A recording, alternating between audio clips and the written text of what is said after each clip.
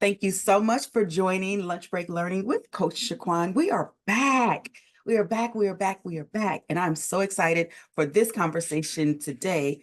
We have some ladies that are on live with me right now. So whether you are here live or you're catching the replay, this is my jam. I love talking about words. And our conversation today will be what did I say? 5 words that are killing your conversation. And these are going to be applicable from the bedroom to the boardroom, everywhere in between. Yes. So for those that may be new or just want to hear me say it again, I'm Coach Shaquan. And I study how people communicate, connect, and show up in personal and professional relationships. As a certified relationship coach, I'm pretty good at building, connecting, attracting relationships. And this is real interesting because I thought about this the other day when I was having a private conversation, if you will. I guess are all conversations private when you talk about God? And let me say this before we get started. As for me and mine, the humans in this house, we serve the Lord. And so whatever your belief is or whatever you believe in terms of your higher power, you're more than welcome to substitute that in. I would use the word God because that's how we roll. Okay. So I was having a conversation with him yesterday, and I remember hearing um, this thing, this something about words, and it was alluding to how our words really kill thought. Okay, words kill thought. So when you are having conversations, whether you're having, the voices in your head, because it happens to all of us, or if you're having a verbal interaction with someone, personal, professional, words kill thought. And so we must be mindful of the words that we are using because it then impacts how our thought triggers our feelings trigger our emotions, and our emotions trigger our actions. Okay. So that's a formula that I teach, I stand by. Thoughts create feelings, feelings create emotions, emotions create actions. So what you think becomes what you do. So it is so important that we are being mindful of the words that we're using, because words are part of how we are thinking. And again, as I just mentioned, it's going to impact how we are taking action, how we're showing up. So in terms of words, I love words, and I really do have an attitude about how we have taken the English language, if you will, and words, and we've shortened them and we've given them different meanings. And it's always very interesting to me when I'm listening to people, because I am gifted in hearing what people don't say and what they do say. So being able to take these words and understanding the power that your words has over your mindset and your behavior, and how it truly impacts your relationships, how you are communicating, connecting, and showing up. Okay. So let's talk about these words in Coach's Confession. I said 5. As I was thinking about it, I was like, oh, wait, there's one more. So there is a bonus word that we'll see how the spirit moves me. I may give it now, or we might wait until after we stop the recording, because we hang out for a little bit extra when we're live, because we like to take extra lunch breaks. So we'll see how that goes. Let's get into it. So the word that I want to start with happens to be one that, if you have ever had a conversation with me, if you pay attention to anything I say, I have learned how to eliminate this word from my vocabulary. Let's start with but. Oh, yes, but. Rule of thumb in Coach Shaquan land: if you believe it, understand it, and trust it, you don't need a but in your sentence. The word but really erases everything that you said prior to. Okay. And so it's like this filter word that we're so used to using. It's killing your conversation because of the way it lands on someone else's ears. Okay. It can make people feel invalid. It could trigger someone to be defensive in their response. I tell you, one of the sentences that I hear the word but in, it makes me do we say cringe? Do we still say cringe? I think we still say cringe. Well, we're gonna say cringe today. It makes me cringe. Well, actually, there's 2. I hear what you're saying, but what did you wait, did you or didn't you? Because if you believe it and understand it and you trust it, then it would be, I heard what you said, period. Do you see that? Or do you hear that? How ending the sentence without the but validates what you just said. So when you are in communication with someone and you're in a conversation, and you put but in the middle, it lands on their ears, and they could be you, right? Lands on the ears and it just depletes you. Have you ever experienced hearing someone, is the word devalue? No, validate. Can you devalidate? Let me work on that word. Okay. What is it that, and tell me in the chat if I'm looking for a word and I'm not landing on it. But when you hear someone use that word but, and how, well, let me just ask the question, and this could be a journal prompt. Let's go here. So how does the word but make you feel when you hear it? Yeah, yes, it might be disregard. Thank you, disregard. It disregards and dismisses. Thank you. And it just brings, it just depletes you in some sorts. I know that I've experienced it in my marriage, right? I've experienced it in professional settings. Yeah, we really like what you're offering, but it's like, wait, did you like it? And if you didn't, believe it, understand it, and trust it. Okay, write that down. If you believe it, understand, and trust it, you do not need a but in your sentence. The second thing that I was going to say about the word but, when I say there's two things that make me cringe. I hear what you're saying, but that's one. The next one is, I ain't mean to cut you off, but the way it makes me burn inside, you absolutely meant to cut me off. So if you believe it, trust it, and understand it, then it should be, I did not, ooh, did I just use the word should? I did, and the word should is on our list of words that are killing the conversation. Okay, we're gonna put a pin in it and come back to it. Okay. Tell the people in the back, because we're not re-recording. All right. So put the so if when you hear that word but, and if you did not mean to cut me off, then there is a place of self-control that is potentially lacking in your communication style if you continuously find yourself cutting people off in their conversation. And so the word cut off wasn't really a word, but that's, cutting people off is killing your conversation, right? So think about that. On a scale of 1 to 5, here's a journal prompt. On the scale of 1 to 5, how often do you find yourself using the word but? Okay. On a scale of 1 to 5, 5 being the highest or the most often, how often are you using the word but in your conversations? And how might that word be creating the negative tone of the conversation, which then leads to misunderstanding and potentially conflict? I see in the chat someone mentioned here, yeah, it's very dismissive. The word but is absolutely dismissive, and it is killing your conversation. Because once I hear that, I've checked out, right? I am no longer feeling valued, understood, appreciated. Like there is just a piece of me that has left the conversation, and either I'm going to bail out and go somewhere and shut down, or it's going to make me be defensive and pop off. Now, when I say that, I'm thinking about like the 90s, early 2000 version of Shaquan. Okay. Because I have learned the power of words and how I can use them to impact and influence the conversation. So, because of that, we don't use the word but. And my clients know when we are talking and they use the word but, it has become such a automatic thing. It is a beautiful place to be. I'm telling you. So please be mindful of how often you are using the word but. And I'm spending a lot of time on but because but shows up. Your butt's too big. Okay. It's discouraging. It's dismissive. It's in terms of, and I'm going to talk about energy when we after we go through all of these. In terms of energy, it's very draining, destructive, and fear-based. Okay. So what can you do instead?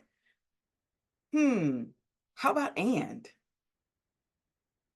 And is a word that connects what you said first to what you're saying after, and it leads to more accountability. And so it really connects the sentences or the conversation that you're having, and it flows in a different way. Now, do I particularly want to hear someone say, I didn't mean to cut you off, and I'm going to continue to say what I got to say? Not really. At minimum, it makes me feel that you are acknowledging, right? Or how about if it's, I didn't mean to cut you off, and I'm using this as one of the examples that's coming to mind. I'm hoping that you're able to plug in different situations or scenarios where you've heard that word. Uh, but let's really talk about using the word and instead of the word but. Okay, that's the practice. That's the challenge for you. So let's go into our next word. Never. What? Never. Never is untrue in a lot of senses. We use the word never as exaggeration, and it sometimes causes drama and stress.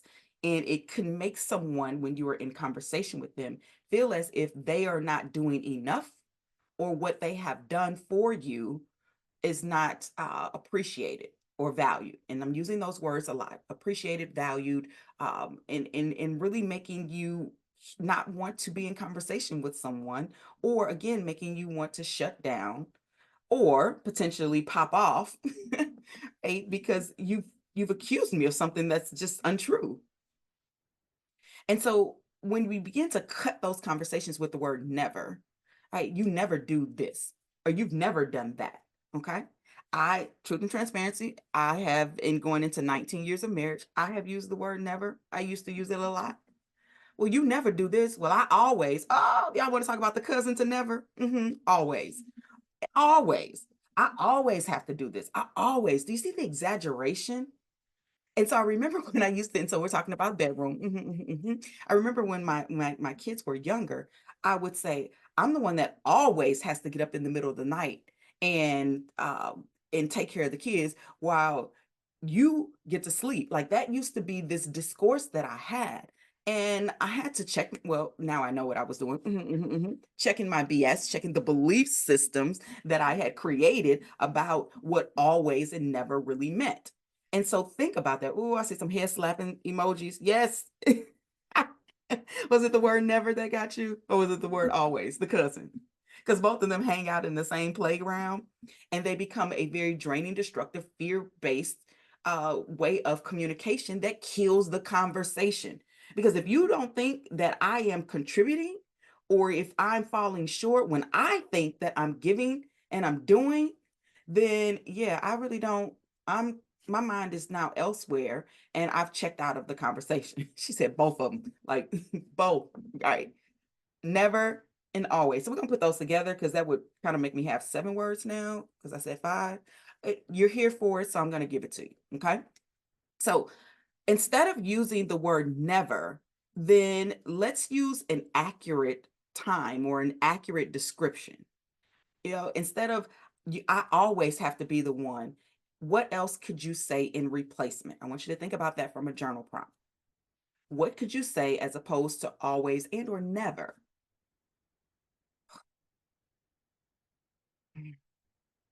Because both of those put you in the box. And we'll talk about that too when I talk about energy. Put you in that catabolic box, that draining, destructive, fear-based place. Never is a very, very lonely place. So we really want to stick to facts, evidence, proof, and be mindful of how using never and the cousin always can be killing the conversation. When you do remove those words, the benefit, you have more clarity, more understanding. Right? I'm actually expressing how I feel instead of accusing the other person of where they lack. Do we understand that? All right. So we're going to move on to our third word. And chill, I know I talked about, but this word right here, this is probably on my right after, I mean, this is right after the word but. Our word is decision. Oh, what? What are you talking about, coach? I use decision all the time. I make decisions every day, right? Decisions can be draining. Decisions tend to help you or have you doing what I call like this tennis match, right?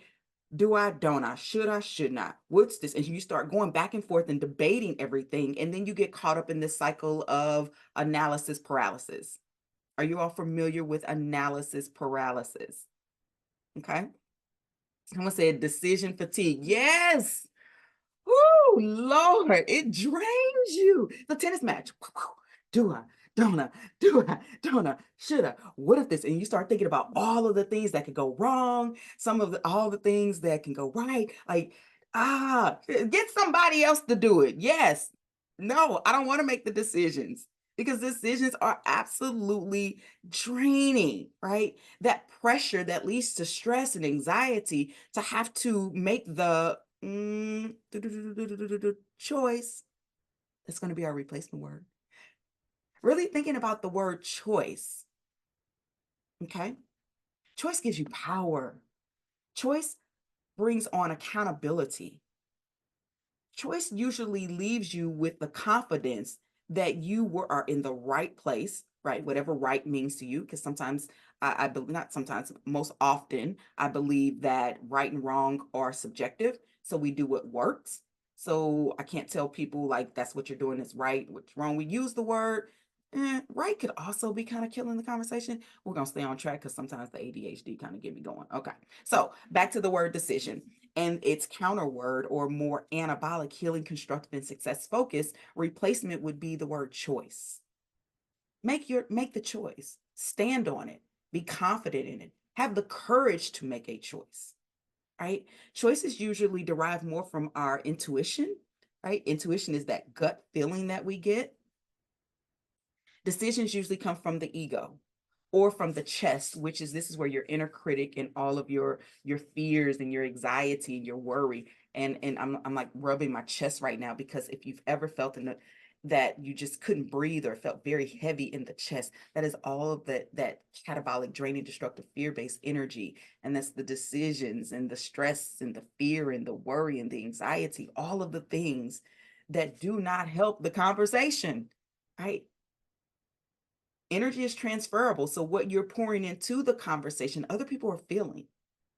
And then they have to process that through their own BS, right? Their own belief system. And then they have to make a decision based off of that. So now everybody is just in a draining, destructive, fear-based place. Now, here's the thing. Some of this can be considered wordplay, right? What word works for you may not work for something else. I'm saying that if you've ever found yourself in a situation where the outcome of the conversation was not favorable, or the last argument you had, is it going to go away? Was it resolved, or is it going to come up again? You may be using some of these words. You may be making a decision off of emotions, right? And not really taking the time to sit back and think about the choices that have been made available for you. So in your journal prompt, I want you to make a list of all the decisions that are currently pending for you. What decisions are you working through right now? Once you list those, think about the choices that you have. Okay? Sometimes decisions give either or, this or that, right? The analysis paralysis. Did I explain what that was?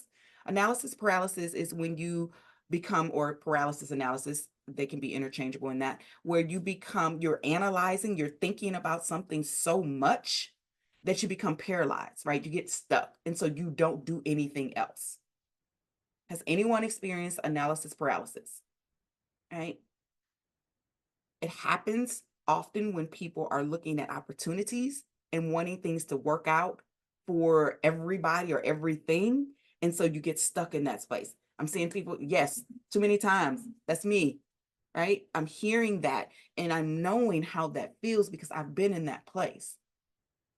And just think about the headaches that it causes, right? The stress, the anxiety. I'm bringing up all of these words to show you that the word decision is killing your conversation. It is killing your conversation. So again, on your journal prompts, you're writing down things that are pending for in terms of decisions. You got to make a decision about something. And next to it, I want you to write out the choices that you have. Oftentimes when we are able to make a choice, it reduces again the pressure and the stress. It gives you a sense of being empowered or accountable or in charge of what you've chosen to do. You always have a choice. And anyone who believes that they don't, you are limited in your thinking and you are potentially placing yourself in a catabolic, draining, destructive, fear-based place that does not allow you to really express yourself through communication. And we do it more in things that hold us back, keep us stuck. And we find ourselves feeling isolated because we weren't able to get the outcome that we wanted or advocate for ourselves simply by making a choice. Okay. All right. So we've hit 3 words. We've done but. We've done, what was the other one? But, never, and the cousin always. Decision. Our 4th word is going to be try. Hey, coach, I be trying all the time. What you talking about? Try. The word try. The word try. Trying takes a lot of effort with little outcome. Okay. And I want y'all to test this out for me. The things that you try to do. Oh, I'm going to try to make that party. Oh, I'm going to try to do that. Oh, I'm going to try to work out today. I'm going to try to hold my tongue. I'm going to try to this. All that trying leads to a lot of effort with little outcome. Trying can be associated with your lack of commitment. It can be setting you up to, and I'm air quoting the word failure, because that's a whole nother word. So that's not necessarily killing your conversation. It is a draining, destructive, fear-based word, failure. But when we're talking about that try, sometimes it comes with this like deep breath, right? It just comes with this, I'm gonna try. And so now we're in a space of feeling obligated to be somewhere or to do something, or we're feeling pressured, right? Instead of advocating for ourselves and being intentional about what you're gonna do. So you can try to do things. And if you tell someone, and I'm in communication with someone, or again, you're on the receiving end and you ask someone, I'll try to help you. I'll try to be there. I'll try to see what I can do. Try. So on a scale of 1 to 5, 5 being the highest, I want you to jot down again. Please use the chat, or you're free to write this down in your journal. How often do you use the word try? Right? Think about how that shows up in your intimate relationships. Think about how it shows up in your professional relationships. Think about how it shows up in everyday life. Listen, okay? I am not excluded from the try club, because what happens is when these kids ask me something, I'm going to say, I'll try. We're going to see what we're going to do. I'll try. When really in my mind, once I've told you that I'm going to try, I'm probably not going to do that. Because see, then trying leads to making a decision, having a decision to make. And then you think about always and never. And then your butt gets too big. And what you've done is not been honest with yourself or with the person you're in communication with, simply because you are killing the conversation with the word trying. So being able to fully commit, being disciplined, being consistent, all of those words will work in your favor, right? If we stop trying. So we're going to replace those with I intend to, I plan to, or simply I will. You see how that happens, right? The shift in that between, ooh, I'll try to make it versus I intend to be there. I am being intentional about how I'm planning and what I'm doing to make sure that I honor my word, because that's another thing, right? Honoring your word to make sure that you come through. I have in the comments here, I'm reading, it says, when I talked about lack of commitment and advocating for yourself hit a nerve, baby. Say it, coach. Come on now, pure wisdom. Listen, I'm here to serve. And I am speaking from experience. I am speaking from the work that I've done over the past, oh gosh, I've been doing this for, we're in year 11. And before that, right, there was a build up to this me being here and being able to teach and coach on these things. And I know that it works. I know that it works. Okay. We had another comment here that says that trying leads to people pleasing. Yes, absolutely. People pleasing. Simply because I don't use that one word. No. Say it with me. Even the people in the back. No, no, I'm not able. No, that doesn't work for me. It will reduce that people pleasing. And thank you for pointing that out because that absolutely points to people pleasing. Again, draining, destructive, fear based, and it will kill your conversation because now people don't think you lie. You're a liar. Okay, you just be lying. You're not going to that. You are not doing that. Thank you. Thank you. I love the community. Thank y'all for live. Hey. So again, if we eliminate, right, the word try, it can improve your commitment and your confidence. It can help you to be seen as more reliable and trustworthy with how you are communicating. Right? Your word, they say word is bond. Do we still say that? Or am I aging myself? Word is bond. Do they still say that? It was like an East Coast thing. We adapted it here in the Midwest. And it really helps you to work on your follow through. Now, I'm saying this in terms of what you may be saying. Think about how it feels when you hear these things, right? Think about when people tell you, I'll try. How does that make you feel? It's another journal prompt. When I hear the word try, it makes me feel, fill in the blank. And if you want to go through the advancement of this process, right? Because in the beginning, I shared a strategy that I teach. Thoughts create feelings, feelings create emotions, emotions create actions. So what you think becomes what you do. So if we're thinking if we're thinking of it from that perspective,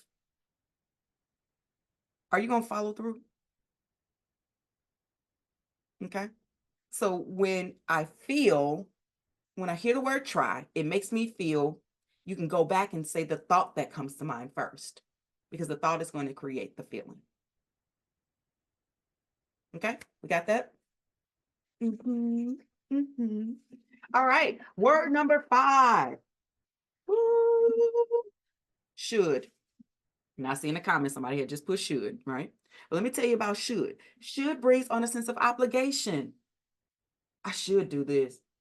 Or if we're telling somebody, you should have done that, I am telling you that what you did not make it easy for me, or it made it more difficult for me. So you should have done this. Okay. So you are telling me what I did was wrong. That's killing your conversation. Now, in the chat, this doesn't necessarily apply to this particular word because they can be used. I'm not saying don't use these words. I'm saying be mindful of when you use them, how you're using them, and how they are impacting your relationships, again, from the bedroom to the boardroom and everywhere in between. So should also point, again, obligations. Sometimes it leads to guilt and resentment. Sometimes it is this internal expectation of what other people should or are supposed to be doing, rather than what their personal their gifts or their zone of genius or their desires. Like, I'm telling you what you should do. Okay. And sometimes when you hear the word should, it can make a person feel inadequate, not enough. And think about how often we say these words to ourselves. Girl, you should have done that. Now I'm beating myself up for a decision that I made. And now I got to go back through the whole decision process again in that tennis match of should I, shouldn't have, would have, do people still do that? I don't know, but I just did that. Okay. Do people do that at all? Like when you're trying to replace words, try, right? A lot of effort, little outcome. See, I've got to the point where I hear these words, I can hear myself saying these words, and it makes me accountable because I know that it's going to kill the conversation, whether I'm having it with myself or with someone else. And so so here's your journal prompt. How often do you feel like you should, and fill in the blank? Should have, should do, should stop. And how might that be killing your confidence? Again, bringing up those feelings of guilt and resentment and obligation and expectation, making the feelings of inadequacy and not good enough simply because someone said you should, or you made the implication that someone should.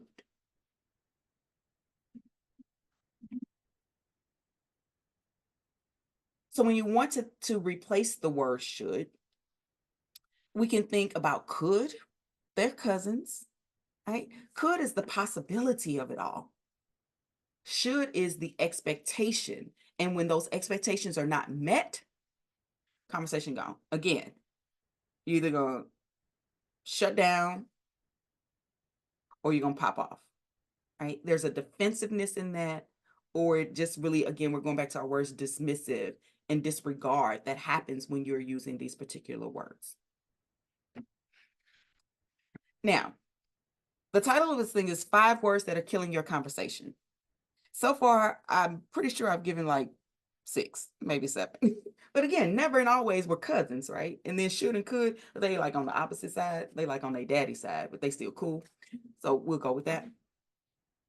The bonus word, and I said I wasn't sure if I was going to share this. We got some other things to talk about after we end this recording because we're going to have some more conversation, okay? So let me go ahead and drop this bonus word. It's the word can't.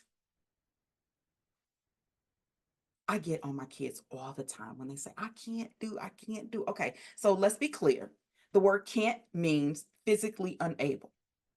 Okay, this is what I'm talking about. We don't pay enough attention to what words mean. We just be using them. So in essence, you're lying. You are physically able, right? You are choosing not to. So can't really brings out limitations and sometimes self-doubt. And if you tell someone that you can't do something, what's let me go back and rephrase this. So if I'm having a conversation with you and I tell you that I can't do something and you have asked me for help or support and I say I can't do that, what type of feelings do you experience? So I know how I feel when somebody tell me they can't do something.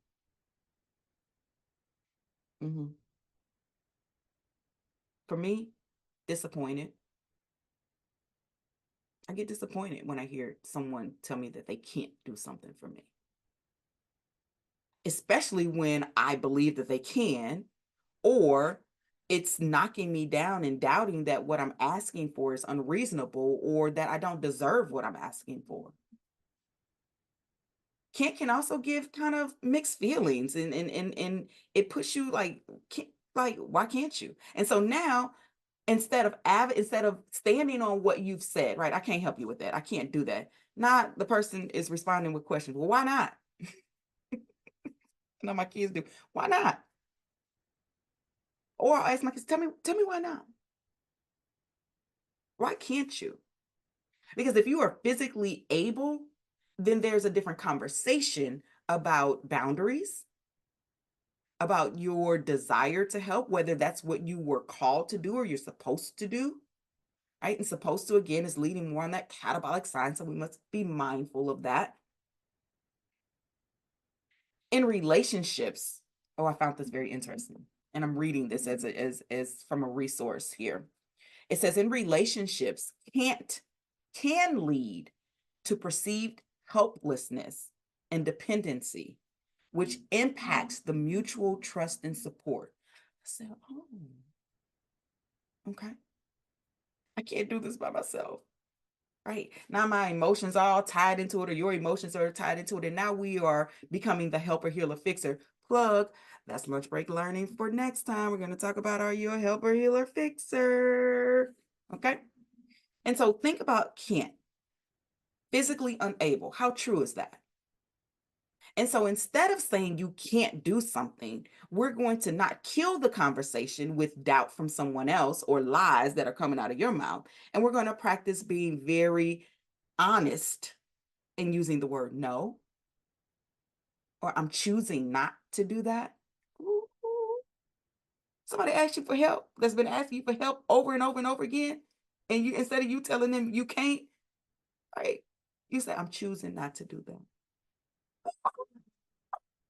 Oh, I feel that. I felt that. That is like, okay, how much power that has. I'm choosing not to do that. Or I can do that. Being honest with yourself about what you're willing to contribute to whatever you're being asked of. So I had a comment going back to the word should. It says, when others say you should, it triggers my anxiety, not like to be told what to do. Okay. And I know this person, and I know that she does not like to be told what to do. Okay. And I love her. And I'm tickled because I was about to say something else, but we're not going to go there. Okay. And seriously, that word again, just speaking on that, it does trigger that anxiety, and it just kind of gets you like all worked up. So being mindful of that and how it kills the conversation. Thank you for sharing that. So again, when we are not using the word can't, when we replace it, it really does give that confidence and that willingness for you to take on other challenges.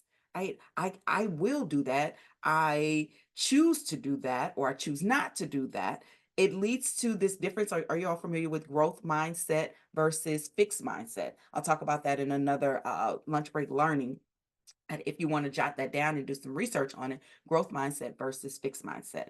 And then reducing that word can't, it gives you more supportive relationships, because now I am trusting, and I'm being clear on the boundaries that I'm placing. So in essence, I'm not going to tell you that I can't do that. I'm going to be very honest with you and no, no, I choose not to. No, I'm not going to be able to do that. Do we understand? All right. So those are our 5, 6, 7-ish words that are killing your conversation. So before I end, I mentioned this before, and I want to make sure for those that may not be familiar or maybe joining for the first time, or this is how I do clients. I talk about the same thing over and over until it's embedded in their minds. So when I talk about energy, I've used the word catabolic, and I've used the word anabolic, or I think I did. I'm going to tell you about it now. So people talk about energy. I teach energy. I truly believe in the power of how energy influences us. And instead of using positive, negative, good, bad, we use terms, two terms, one to describe energy. And let me go back. So when I think about energy in terms of self-awareness, energy is everything you hear, taste, touch, smell, and see. And those are your 5 senses, which then gives you a perception of what you like and dislike about people, places, things, and situations. Okay. So we describe those energies in 2 ways. One is anabolic. Anabolic energy is healing, constructive, and success focused. So when your brain is not under stress, when your body or things are going the way that they typically do, you have access. It produces these hormones that gives you more access to focus and creativity, and just that upbeat feeling that you have when things are going the way that you want them to go, and things are going in the direction that's beneficial to you. And so anabolic energy is the space that we thrive in, as opposed to the opposite energy, which is called catabolic energy. And I do go down into a little whisper, because when I start talking about catabolic energy is draining, destructive, and fear-based. When your body is under stress, it says we need some help, and it reduces these chemicals that begin to eat away at your healthy cells. And so all you're left with are the headaches, the backaches, the worry, the anxiety, the fear, the overwhelming, the stress, the procrastination, the overthinking, because there's a class on YouTube about that. Thank you. And so all of those things begin to happen in that catabolic space. And I also mentioned this concept of being in the box. When you are using these words, or you're in a catabolic mindset, you can go to the lowest level, become a victim to your own circumstance, right? The lid shuts on this box, and now you're operating in the dark. So it is my hope that during today's lunch break learning, I have given you an open mind to the possibility of using and choosing different words, because the 5, 6, 7 that we've described here, ma'am, sir, it's killing your conversation. And that can be corrected. Yeah, it can. All right. If you so choose, please take a deep breath in and let it out. And let's do one more. Deep breath in and let it out. Thank you for joining again, Lunch Break Learning with Coach Shaquan. I hope that you've found value. If you took any notes or something stood out to you, here's my ask. Please help me spread the word about Lunch Break Learning, about the services and the value that I offer for people. So Hashtag Coach Shaquan, hashtag check your BS on social media. Invite people to join us with the link because we'll be here again next week. And I look forward to seeing you all then. Now, I'm going to go ahead and end this. For those of you that are on live, join me because, like I said, we hang around afterwards and have a little extended lunch break. Otherwise, I will see you next time.